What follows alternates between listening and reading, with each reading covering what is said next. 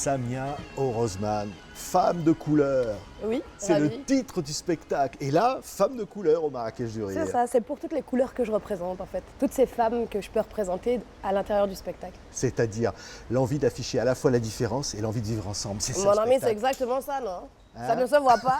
Voilà. Donc ça, c'est les sarouals de chez nous, de chez les Arabes. Et puis le haut, là, il vient d'Afrique subsaharienne. C'est vrai. Comme ça, c'est un beau mélange. Ouais. Et le turban, il vient d'où? Et pareil, le turban, il vient d'Afrique subsaharienne. Mais quand je monte le turban, parce que je dis c'est aussi afficher l'envie d'être soi. Exactement. En fait, c'est une manière dissimuler de porter un foulard. En fait, je suis musulmane, pratiquante, et ça fait partie de ce que je suis. Et du coup, le porter de cette manière-là, c'était une manière d'appâter un peu le public, de le faire venir dans ma salle sans qu'il sache vraiment ce qu'il y a derrière ça. Et puis pendant la première demi-heure de mon spectacle, je raconte mon histoire, je parle de plein de choses. Et au bout de 30 minutes, je finis par leur annoncer que c'est un voile de femme musulmane. Mais là, c'est trop tard. Ils m'aiment bien, ils ne peuvent plus s'échapper, c'est fini. Et il y a un sketch qui s'appelle Je veux être noir. Regardez, Voilà, c'est Samia. Pourquoi j'ai toujours rêvé d'être noire? C'est parce que je trouve que les femmes noires, elles ont trop de classe. Non mais... Franchement, sincèrement, quoi qu'il arrive, ces femmes-là, dans n'importe quelle condition, même quand elles ont tort, elles ont raison quand même. Sérieux, la dernière fois, il y a une maman africaine, elle monte dans le bus, elle met pas de ticket, elle avance comme ça. Et là, le chauffeur la regarde, elle lui dit, madame, titre de transport. Elle fait... Est-ce que c'est la guerre?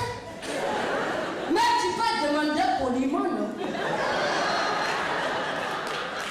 Tunisienne, conservatoire d'art dramatique, l'envie, évidemment en grandissant à Clichy-sous-Bois, c'était pas facile, mais l'envie de faire du théâtre. Ouais, et je me suis accrochée. En fait, au début, pour mes parents, c'était pas quelque chose d'assez conventionnel. Il aurait fallu faire des études pour avoir un vrai métier. Pour eux, c'était pas un travail. Comme beaucoup de parents qui considèrent qu'être artiste, c'est pas un métier. Et puis, je me suis accrochée, en fait. Je me suis battue pour faire ce que j'avais envie de faire. J'ai été conservatoire de théâtre à Paris. Et je fais de la scène depuis que j'ai l'âge de 12 ans. Et maintenant, j'arrive à vivre de mon métier. Et je suis ravie de ne pas avoir laissé tomber, de m'être accrochée parce que ça en valait la chandelle. Ouais. Et de raconter quoi au public? De dire je suis une femme et j'ai envie d'être libre. Exactement. Et de dire que c'est à moi de faire mes propres choix, que c'est mon cheminement et que c'est moi qui décide. Et donc du coup, les seules barrières en vérité qu'on a, c'est celles qu'on a dans la tête. À partir du moment où on se défait de ces barrières-là, on est capable de tout. Sur notre parcours, sur nos chemins de vie, il y aura toujours des gens pour chercher à nous empêcher parce qu'eux ont peur d'affronter leurs rêves. Il ne faut pas l'écouter. Il faut foncer, il faut avoir en tête son objectif et faire ce qu'on a à faire. Ouais.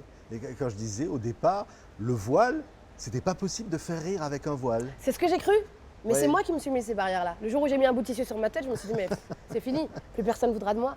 Et puis, un jour, en croisant une fille qui jouait la comédie et qui le portait à la même manière que moi, j'ai compris que c'était dans ma tête qu'avaient été les barrières. Et heureusement, je suis remontée sur scène et maintenant, je vis pleinement ma passion et je suis ravie d'être là. Oui. Regardez, Samia dans un lit, c'est un sketch.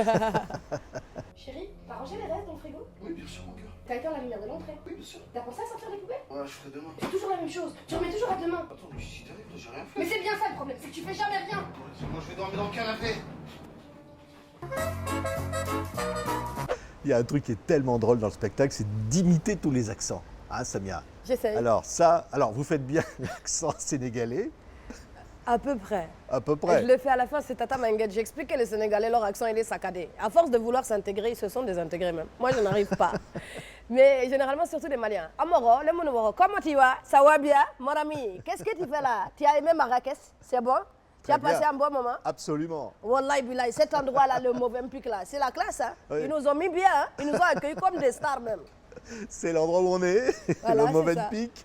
Et puis alors, il y a l'accent de la petite française. Non mais attends, j'hallucine. Hein. Ah ouais. Non mais écoute, à un moment donné, moi j'ai pas trop compris que tu saches aussi bien faire les accents d'Afrique, alors que toi tu viens de la Maghrébie. Ce qui est incroyable, c'est cette liberté de ton, Samia. On se souvient d'une vidéo que vous aviez faite au moment des attentats d'Ottawa. Ouais. Ça a marqué les esprits parce que vous disiez quoi dans cette vidéo? En fait, c'était en octobre 2014. On nous apprend qu'un type est entré dans le Parlement à Ottawa et qu'il a tiré sur des gens. Et donc là, comme tous les musulmans du monde devant ma télé, je me suis dit, Inch'Allah, c'est pas nous. Inch'Allah, c'est pas nous. Et au final, au début, on nous annonce que le type est un Canadien, donc on est un peu rassurés. En tant que musulmans, on se dit, ça va, on va pas être stigmatisés cette fois. Et puis les informations qui arrivent après nous annoncent qu'en fait, le gars était fraîchement converti à l'islam, peut-être depuis 2-3 minutes.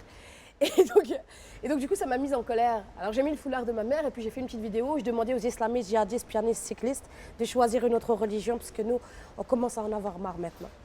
Et cette vidéo, après les attentats de Charlie Hebdo, elle a été beaucoup repartagée parce que ça a fait écho dans la tête des gens.